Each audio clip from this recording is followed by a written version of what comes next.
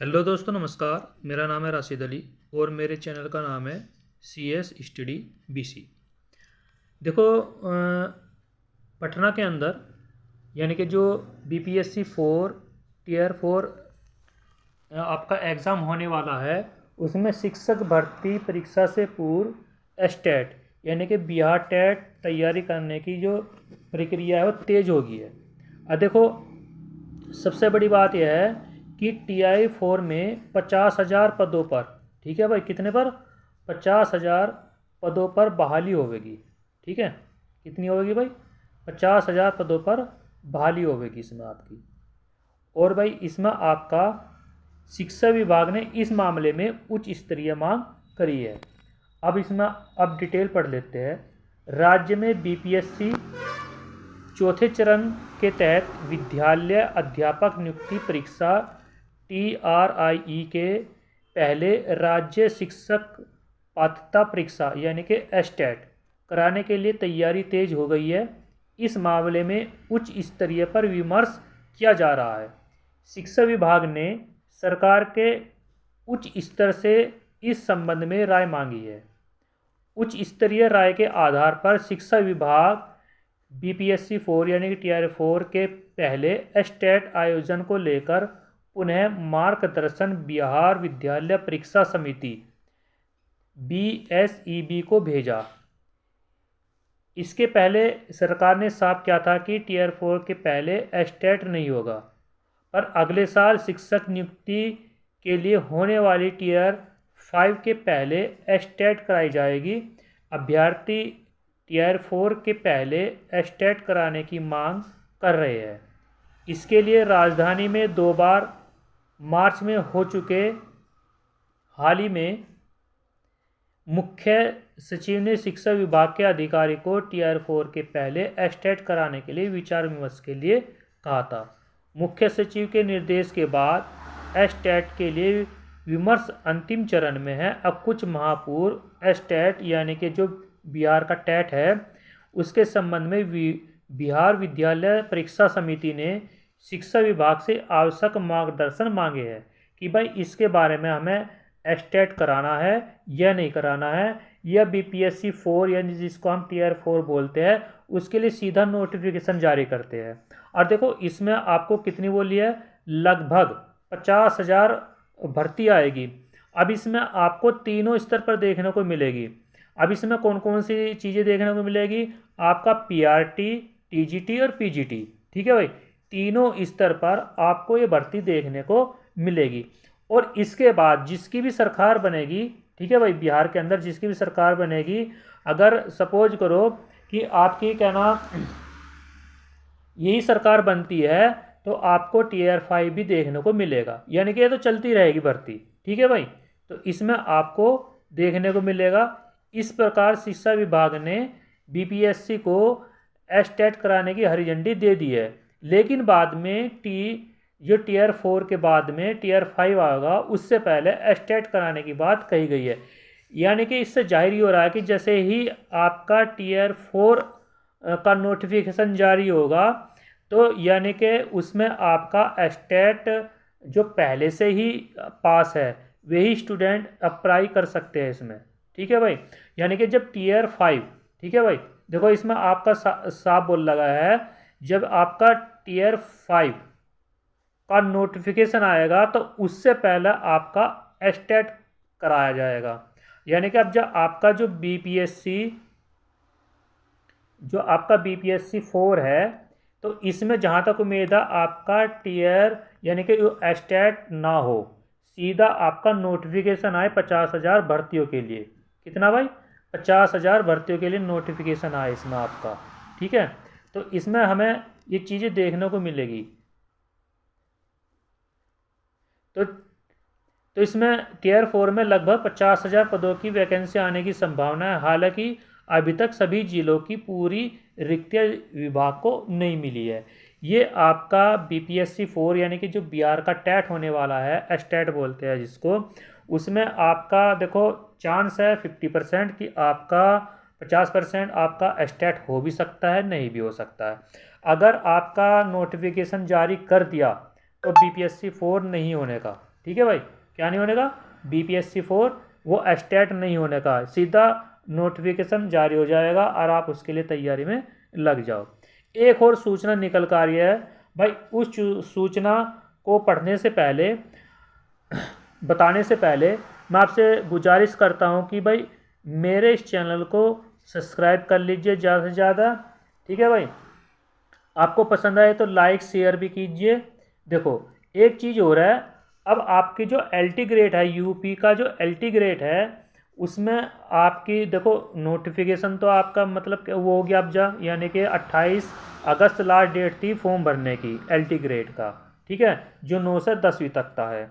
तो इसमें क्या था भाई, इसमें बच्चों ने कोर्ट में वो डाल रखी है, याचिका डाल रखी है कि भाई हमें क्या चीज़ चाहिए, हमें एज, हमारी एज बढ़ानी चाहिए, क्योंकि जैसे ही UPSI, ठीक है भाई, UPSI का फॉर्म आया है, उसमें 3 साल की छूट दे दी गई है सभी बच्चों को, जो जनरल का, OBC का, SC ST कोई सा भी हो, उसको 3 साल की छूट दे दी गई है।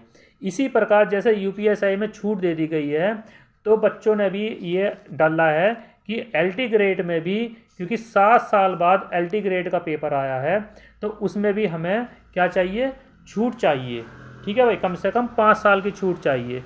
और गवर्नमेंट ने ये छूट नहीं दी, और क्योंकि पेपर का जो फॉर्म भरने की लास्ट डेट थी वो भी आपकी कैंसिल हो गई है, यानी कि ख़त्म हो गई है। पर अब इसकी जो सुनवाई है, ठीक है भाई, जो इसकी हेयरिंग है वो अगली 17 तारीख को, यानी कि 17 सितंबर को है अब अगली हेयरिंग। अब उसमें बताया जाएगा कि भाई जिन जिन याचिकाओं ने वो डाल रखी है, क्या कर रहा है, एप्लीकेशन डाल रखी है कि हमारी एज बढ़ानी चाहिए, या तो वो उन्हीं को मौका देंगे, ठीक है भाई। अगर उन्हीं को मौका नहीं देते तो फिर सभी बच्चों के लिए पोर्टल खुलेगा, ठीक, कि भाई 5 साल की हम छूट दे रहे हैं, और 5 साल की छूट के मतलब कम से कम 1.5 से 2 लाख स्टूडेंट और बढ़ जाएंगे, क्योंकि ये सुनने में आ रहा है कि लगभग 11 लाख, ठीक है भाई, कितने, 11 लाख स्टूडेंट ने फॉर्म भरा है लगभग, क्योंकि उसमें पुराने बच्चों का तो OTR है ही था, लगभग जो नए बच्चे हैं उनका भी लगभग 11 लाख बच्चों ने OTR भरा है। अगर ये 5 साल की छूट और दे देते हैं तो लगभग 1.5 से 2 लाख बच्चे और इसमें अपेयरिंग हो जाएंगे, यानी कि इनकी संख्या बढ़ जाएगी। इस हिसाब से देखते हुए कि 2018 में जब ये पेपर कराया था, जब एक ही शिफ्ट में पेपर कराया था भाई, इसका किस में कराया था, एक ही शिफ्ट में पेपर कराया था। अब 11 लाख के आसपास तो इसकी संख्या, और फिर GIC की संख्या हो जाएगी लगभग, ये मान के चलो 13-14 लाख फॉर्म स्टूडेंट भर पाएंगे। और इस हिसाब को देखते हुए, क्योंकि दिसंबर के महीने में LT ग्रेड की परीक्षा होने की पूरी संभावना है 90%। 10% चांस हो सकता है कि भाई जनवरी या फरवरी में जाए, पर जहाँ तक उम्मीद है 90-95% इसकी जो परीक्षाएँ है वो दिसंबर में करा ली जाएगी, ठीक है, दिसंबर के फर्स्ट वीक या सेकंड वीक में इसकी परीक्षा करा ली जाएगी। क्यों करा ली जाएगी, क्योंकि UP TGT का जो पेपर है वो 18 और 19 दिसंबर को है। देखो आपका जो आपका UP TGT है भाई, ठीक है भाई, सॉरी,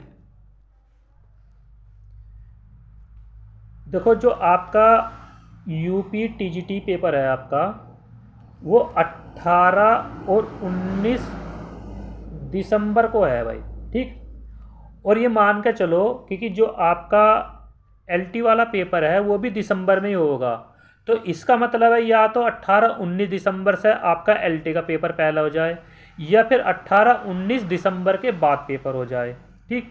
अगर दिसंबर में पेपर नहीं होता, ठीक है भाई, अगर दिसंबर में पेपर नहीं होता तो फिर इसकी संभावना बढ़ जाती है जनवरी में। कब बढ़ जाती है भाई, जनवरी 2026। अब इन्होंने एक चीज़ और दे रखा कि UP TET, जो आपका UP TET का फॉर्म कभी भी आ सकता है। जो UP TET की इन्होंने डेट दे रखी है वो दे रखी है 29 और 30 जनवरी। तो अगर मान लिया दिसंबर में LT ग्रेड का पेपर नहीं होता है, ठीक, तो ये मान के चलना कि जनवरी के 29 और 30 जनवरी से पहले आपका LT ग्रेड का पेपर हो जाएगा। और ये पेपर 2 शिफ्ट में होने की पूरी संभावना है। क्योंकि बच्चे ज़्यादा है। पर देखो गवर्नमेंट है, अगर चाहे तो एक ही शिफ्ट में पूरा का पूरा पेपर करा ले हर सब्जेक्ट का, ठीक। अगर ये ना चाहे तो भाई ये है अपना 2 शिफ्ट में पेपर करा दे, आधे बच्चे एक शिफ्ट में, आधे बच्चे एक शिफ्ट में, इस तरह भी पेपर ये करा सकते हैं। पर हो सकता है पूरा एक ही दिन में पेपर करा दे, एक दिन में पेपर करा दे, एक ही शिफ्ट में भी करा सकती है और 2 शिफ्ट में भी करा सकती है। तो मान के चलना दिसंबर 95% चांस है, ठीक है भाई। आपका जो LT ग्रेड का पेपर है, ठीक है भाई, जो LT ग्रेड का पेपर है वो आपका दिसंबर 2025, ठीक है भाई, दिसंबर 2025। और दिसंबर के या तो 18 या 19 दिसंबर से पहले पेपर हो सकता है या बाद में पेपर हो सकता है। अगर दिसंबर में पेपर नहीं होता तो जनवरी में पूरे के पूरे चांस है इसके पेपर होने के, ठीक है। क्योंकि इसके बाद ये लेट नहीं होता, क्योंकि गवर्नमेंट ने, सरकार ने पहले ही बोला है कि LT ग्रेड की जो नियुक्ति है वो जुलाई, ठीक है भाई, कब है भाई, जुलाई 2026 में, ठीक है, जुलाई 2026 में नियुक्ति पत्र देने की पूरी इनकी कोशिश है, बिल्कुल देंगे। क्योंकि 2027 के मार्च या अप्रैल में इलेक्शन है, तो जुलाई 2026 तक इनकी पूरी की पूरी प्लानिंग है कि LT ग्रेड और GIC दोनों की नियुक्ति ये करा दे, ठीक है भाई। तो अगर आपको ये खबर अच्छी लगी हो, ठीक है भाई, देखो इसमें बताने का यही है कि LT ग्रेड में आपकी एज बढ़ाने के लिए इसमें बोला गया है। देखो एज बढ़ाने के लिए बोला है क्योंकि 40 साल है, और 40 साल से, क्योंकि 7 साल से 2018 के बाद पेपर आया है ये आपका, तो भाई इसमें जाहिर सी बात है कि हर बच्चे को 5 साल की छूट दी जाए, ठीक। अब देखते हैं कि भाई 17 सितंबर को इसकी हेयरिंग है दोबारा से, और इस 17 सितंबर में अब देखते हैं कोर्ट क्या जवाब देता है। या तो कोर्ट ये कहेगा जिन जिन बालकों ने याचिका डाल रखी है उन्हीं बच्चों के लिए पोर्टल खोले, ठीक भाई, ये ध्यान से सुनना भाई मेरी बात को। या तो ये पोर्टल खुले उन्हीं बच्चों के लिए जिन बच्चों ने याचिका डाल रखी है, ठीक है। और अगर ये पोर्टल खुलता है तो फिर खुलेगा सभी के लिए। 17 सितंबर को इसकी हेयरिंग है, ठीक है भाई, किसको भाई, 17 सितंबर को इसकी हेयरिंग है।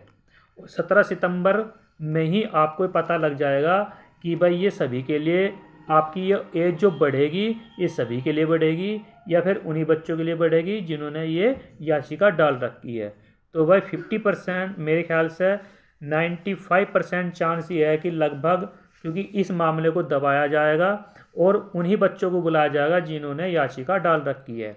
क्योंकि खासकर ये देखा जाता है कि जिन बच्चों ने याचिका डाली हुई है उन्हीं बच्चों के लिए पोर्टल खोल दिया जाता है गवर्नमेंट के द्वारा, क्योंकि वे बच्चे ज़्यादा नहीं होते, ज़्यादा मुश्किल से 15 से 20 बच्चे ज़्यादा होते हैं, और उन्हीं बच्चों का ये जल्दी से पोर्टल भरवा देते हैं।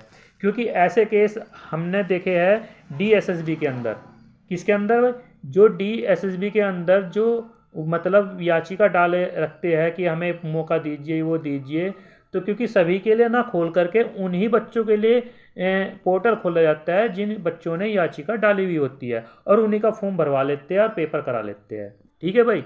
तो ये बात ध्यान रखना कि भाई 95% तो चांस ये है कि इन्हीं बच्चों के लिए जिन्होंने याचिका डाल रखी है उन्हीं बच्चों के लिए ये मतलब पोर्टल खोल देंगे, और 5% चांस है कि ये अगर गवर्नमेंट चाहे तो फिर सभी बच्चों के लिए पोर्टल खोल सकते हैं। और देखते हैं कि 17 तारीख में ये एज बढ़ाते हैं या नहीं बढ़ाते।